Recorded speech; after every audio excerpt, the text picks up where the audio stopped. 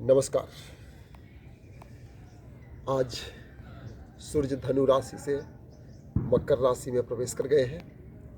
इस मकर संक्रांति के शुभ अवसर पर आप सभी को बहुत बहुत शुभकामनाएं। आज का विषय है योग का परिचय, योग का आधार, योग का नींव।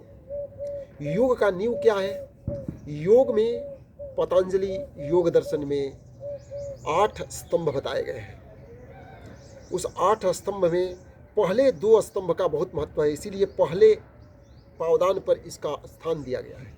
उस यम और नियम का हम चर्चा करने जा रहे हैं। यम और नियम क्या है? हम योग साधना का अभ्यास करते हैं, लेकिन बहुत से लोग ऐसे हैं जो यम और नियम को सही तरीका से नहीं समझ पाते हैं। तो हम आप सभी से आग्रह करेंगे कि इस वीडियो को अंत तक देखें और यम नियम का आज जो भ्रांति है उसको हम आशा करेंगे कि हम दूर करने का प्रयास करेंगे और दूर हो जाएगा आपका। और एक प्रश्न हम आपसे पूछना चाहेंगे कि क्या आप भी यम और नियम के बारे में जानते हैं? यदि जानते हैं तो बहुत अच्छी बात है, अन्यथा यदि नहीं जानते हैं तो यम और नियम के बारे में आप पूर्ण रूप से जानकारी आज लीजिए। हम बहुत सारे शास्त्रों से अध्ययन जो किए हैं उसके अनुसार हम मुख्य मुद्दा पर आकर के इस बात का चर्चा करेंगे कि यम क्या है। यम एक बाह्य अनुशासन है। छोटे शब्दों में यदि कहेंगे, यम जो है बाह्य अनुशासन है। नियम क्या है? आंतरिक अनुशासन है।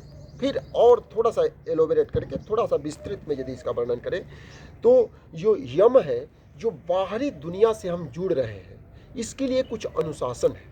जैसे हमारा समाज है, हमारे घर परिवार है, उनके साथ कुछ अनुशासन होना चाहिए। ऐसा नहीं कि परिवार आपसे दुखी हो, आपके क्रियाकलाप से खुश न हो, आप ऐसा कार्य कर रहे हैं कि वो परिवार के लिए सुचारू रूप से परिवार को चलाने में अच्छा न हो, तो ये यम का बाधक कहा जाएगा। मीन्स यम आप फॉलो नहीं कर पा रहे हैं। यम का जो शाब्दिक अर्थ होता है, एक एक शब्द महत्वपूर्ण है, आप लोग ध्यान से सुनिएगा।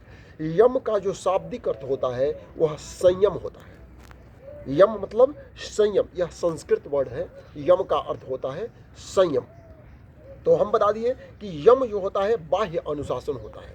अभी शुरू में हम ऐसे बताने जा रहे हैं ताकि आपको अच्छी तौर से समझ में आए। हम आगे चल करके जो पतंजलि योग दर्शन में हठ योग प्रतिक्रियाएं उपनिषद में जो वर्णन किया हुआ है उसके बारे में भी हम चर्चा करेंगे, लेकिन पहले हम ऐसे बताना चाह रहे हैं ताकि आपको पूर्ण रूप से जानकारी मिले।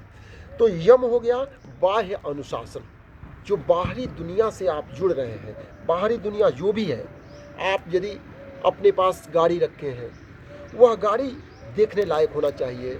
ऐसा नहीं कि गाड़ी गंदा हुआ है उसी को लेकर चल रहे हैं। आप जो कपड़ा पहने हैं, कपड़ा देखने लायक होना चाहिए, कपड़ा अच्छा होना चाहिए, साफ सुथरा होना चाहिए। ये सब यम के अंतर्गत आता है। ये बाह्य अनुशासन है। अब नियम में बता दूं क्या है। आंतरिक अनुशासन क्या होता है? आंतरिक अनुशासन में हम लोग हमारे अंतरात्मा में से जो आवाज़ निकलता है वही बाहर प्रकाशित करना, यह आंतरिक अनुशासन है। आप समझ गए होंगे। आंतरिक अनुशासन का मतलब है कि जो हम देख रहे हैं, जो हम सोच रहे हैं, वही प्रकट करना, यह आंतरिक अनुशासन होता है। जैसे हम कभी कभी ऐसा कार्य करते हैं, ये करना नहीं चाहिए। हम भी गृहस्थ आश्रम में हैं, हम सभी कुछ कार्य ऐसा करते हैं। जैसे आप सोचे होंगे, कभी आपसे कोई कुछ विशेष वर्क काम के लिए आपके यहाँ आया, बट आप कहीं व्यस्त हैं, तो बच्चे को बोल दिया कि वो मेरे घर पर अवेलेबल नहीं है, घर पर नहीं है। तो ये यम नहीं है, ये यम नियम के विरुद्ध हो गया। यह हो गया कि आपके आंतरिक अनुशासन को यह विघ्न डाल रहा है। आंतरिक अनुशासन क्या है कि जो हम अंतरात्मा से सोच रहे हैं, अंतरात्मा से सोचेंगे कि हम घर पर हैं, लेकिन हम कुछ गलत शब्द बोल रहे हैं कि हम घर पर नहीं हैं, तो यह नियम नहीं है। नियम को आप दूषित कर रहे हैं, आंतरिक अनुशासन आप नहीं कर रहे हैं, ये हो गया नियम।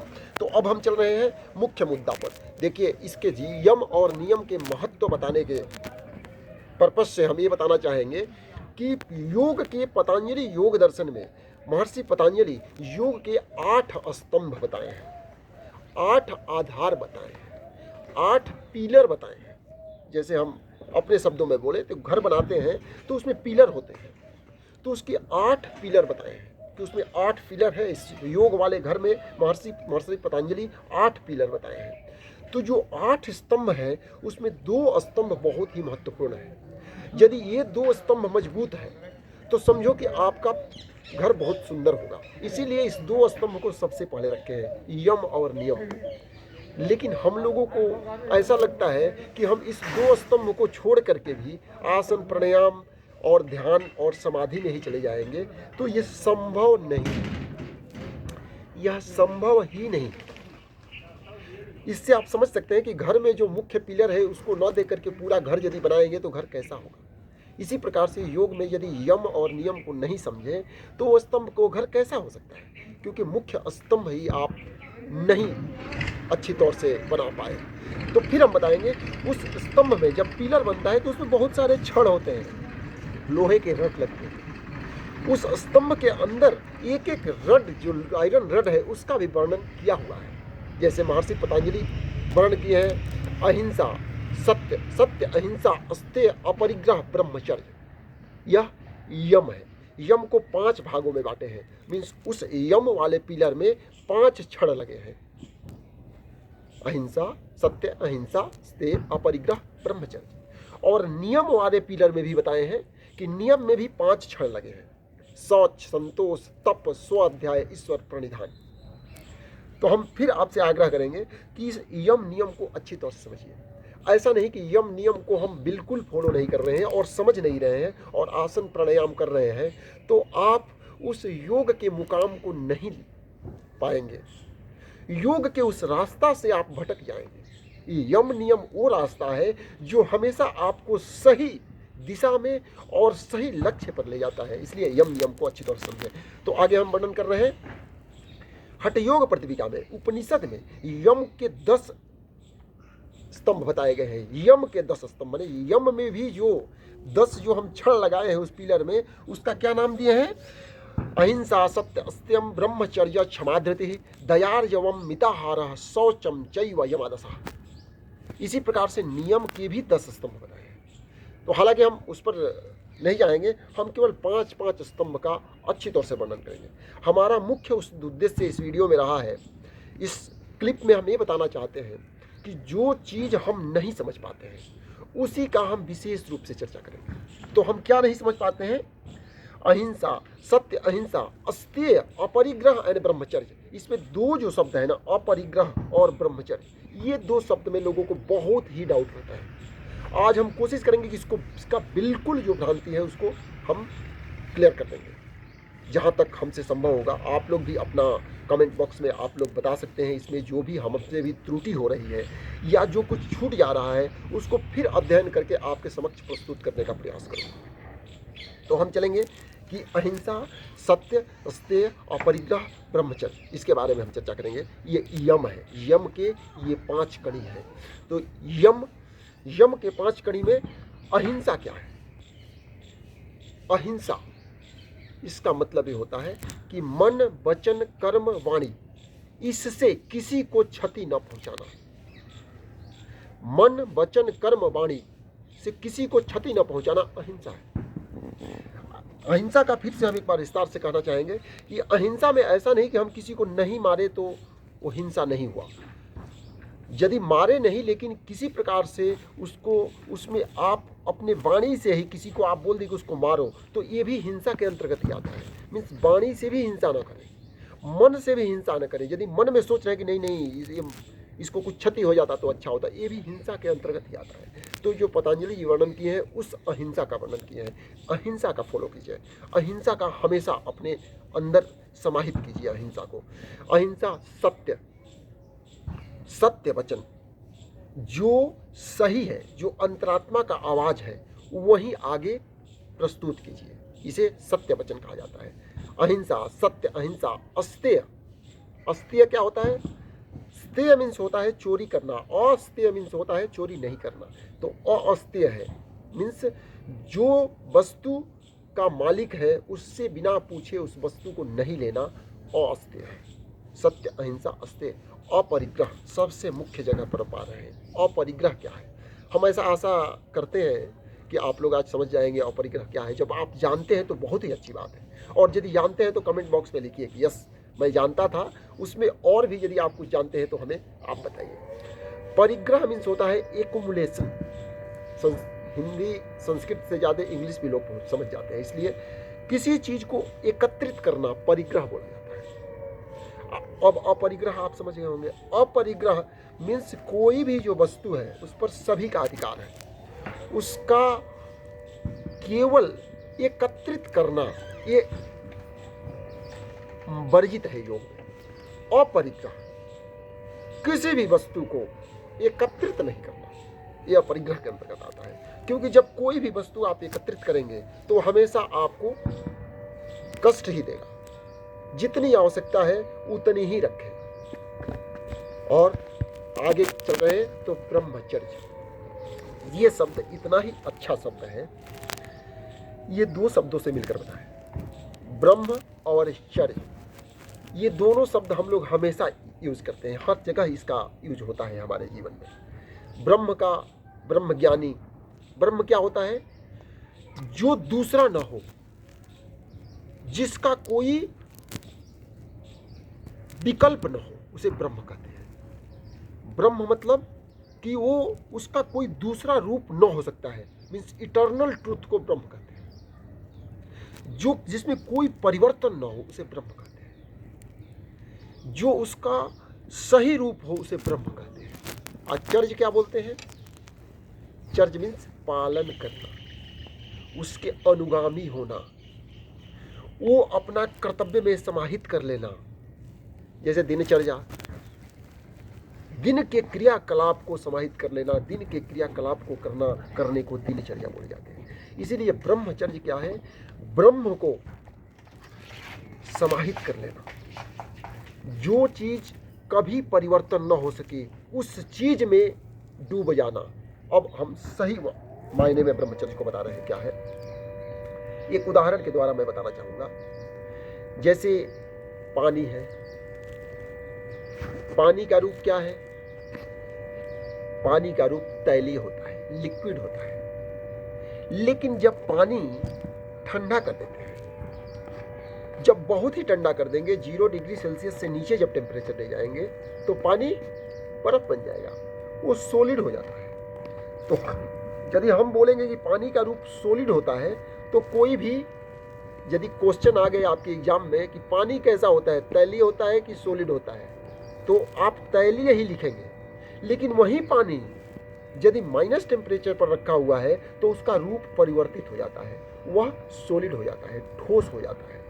तो इसलिए हम पानी का रूप ठोस नहीं खा सकते हैं। और यदि पानी को गर्म कर दिए तो वाष्प बन जाता है, भाप में परिवर्तित हो जाता है। तो हम इसको गैसीय नहीं कह सकते हैं कि यह भाप के रूप में है, इसको तैलीय ही कहेंगे। इसी प्रकार से हमारा जो शरीर है इसका एक प्राकृतिक रूप है, यह प्राकृतिक अवस्था में होना चाहिए, वही ब्रह्मचर्य है। जैसे पानी लिक्विड अवस्था में होना चाहिए, उसी प्रकार से हमारा शरीर जो है, इस मुद्दा को थोड़ा सा अच्छी तरह से समझिएगा। हम बहुत स्रोत से इसको ग्रहण करके मैं आपको बता रहा हूँ। जैसे हमारा शरीर है, ये उद्विग्न हो जाता है, कभी किसी बात को लेकर के क्रोधित हो जाता है, कभी किसी के रूप के ऊपर मोहित हो जाता है। तो यह हमारा जो ब्रह्म नहीं है, वह थोड़े देर के लिए हमारे अंतरात्मा में परिवर्तन आ गया है। जैसे पानी बर्फ बन गया है वह, और पानी गैस बन गया है, इसी प्रकार से आपके अंतरात्मा में कुछ समय के लिए परिवर्तन आ गया है।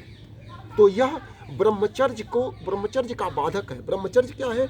जो हम शांत चित्त होकर के जो हमेशा रहते हैं, हम हमेशा उद्विग्न नहीं रहते हैं, हम हमेशा क्रोधित नहीं रहते हैं, हम हमेशा किसी पर मोहित नहीं रहते हैं, हम हमेशा एक प्राकृतिक अवस्था में रहते हैं।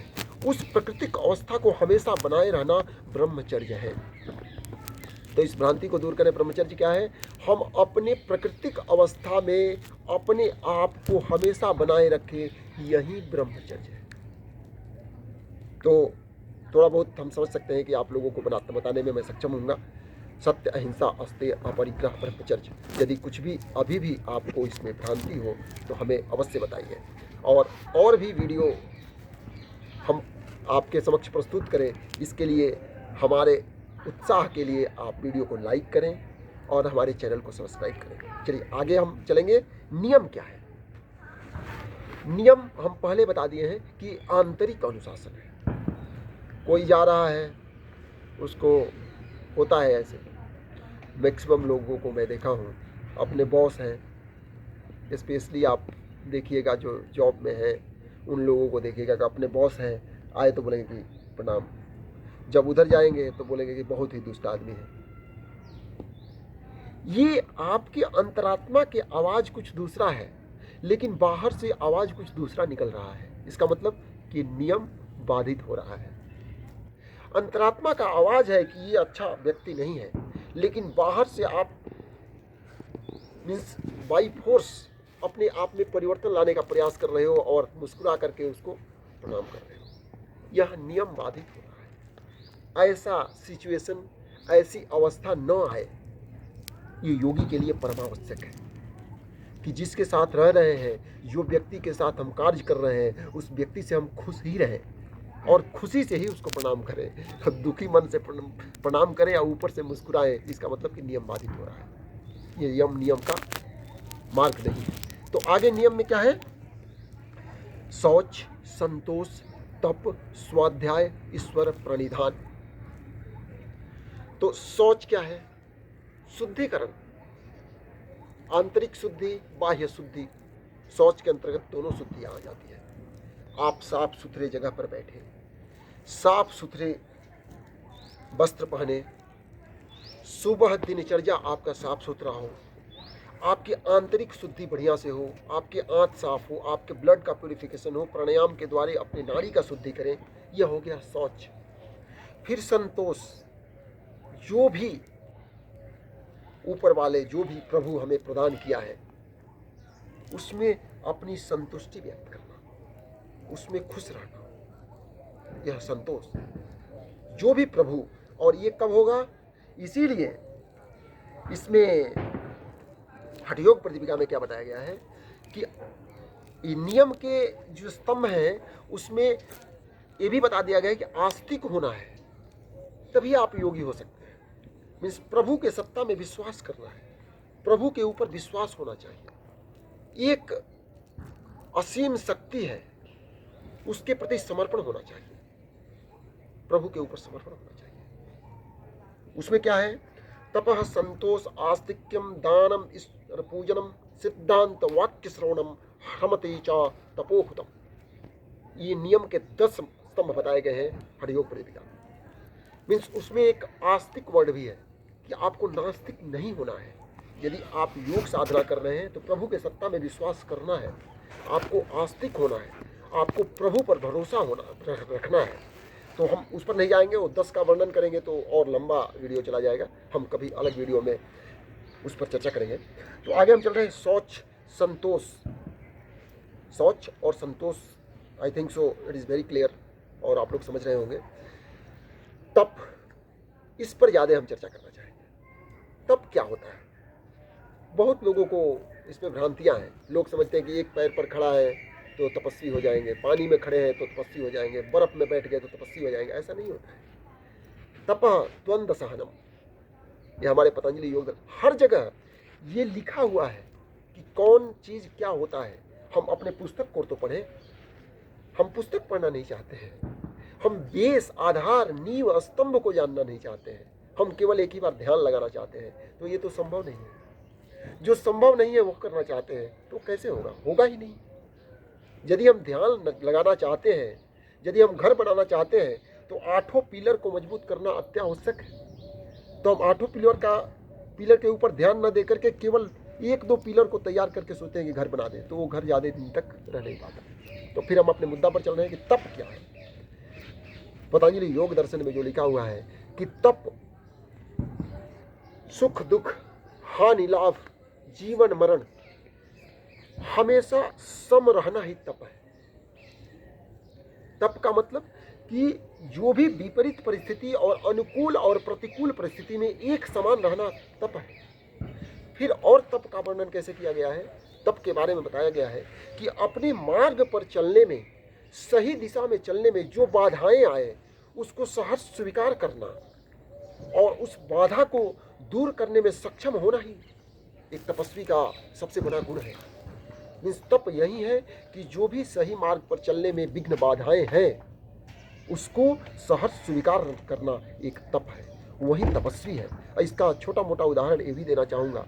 आज से 15 साल 20 साल पहले से हम योग साधना से जुड़े हुए हैं। जब हम इस योग साधना से जुड़े तो अनेकों लोग अनेकों प्रकार के कुछ ऐसे कटु शब्द बोलेंगे, हमसे जस्टिफाई करने को भी कहेंगे कि क्या है ये, किस लिए कर रहे हैं, प्रभु तो सबके लिए समान है, प्रभु थोड़े बोलकर भेजे हैं कि ये करो। तो हमारे जो विघ्न बाधाएं वो विघ्न बाधा थे, अब वो लोग विघ्न बाधा खत्म हो गया। कुछ समय लगता है उस विघ्न बाधा के खत्म होने में। हम हिमालय जाएंगे तो लोगों के मन में ये भ्रांति रहेगी कि हिमालय किस लिए जा रहे हैं, क्या जरूरत है हिमालय जाने का, अपने शरीर को कष्ट देने की क्या आवश्यकता है। वो कष्ट नहीं है, वही तप है। और ये तप में जो बाधा है, इस बाधा को सहर्ष स्वीकार करना, उस बाधा से विचलित न होना, यह एक तप है। हमें भी विघ्न बाधाएं बहुत आए, हम कभी चर्चा करेंगे आप लोगों से। जब हम शुरू में ये सब योग साधना में जब हमारा लगन बढ़ा तो लोग हमेशा पैर खींचने का प्रयास किए, लेकिन हम आज खुश हैं इस बात से कि उस चीज़ को हम दरकिनार करते रहे। यही एक तपस्वी का गुण है। हम तपस्वी तो है नहीं, लेकिन नियम का एक भाग है तप। उस तप में यह वर्णन किया गया है कि जो आपके सही मार्ग में विघ्न बाधाएं आए उसको सहर्ष स्वीकार करना और आगे बढ़ते रहना, यह तप है। तो हम समझ रहे हैं कि तप के बारे में हम बता चुके हैं। यदि आप लोगों को किसी भी हमारे तप के बारे में जो बताया हूँ इसमें यदि कोई भी त्रुटि हो तो आप लोग बताइए, कृपया कमेंट बॉक्स में डालिए। हमसे आप डिस्कस भी कर सकते हैं, तो हम समझेंगे कि क्या क्या कमी हो रही है, उसको सुधार करने का प्रयास करेंगे और आपके ज्ञान से हम भी लाभान्वित होंगे।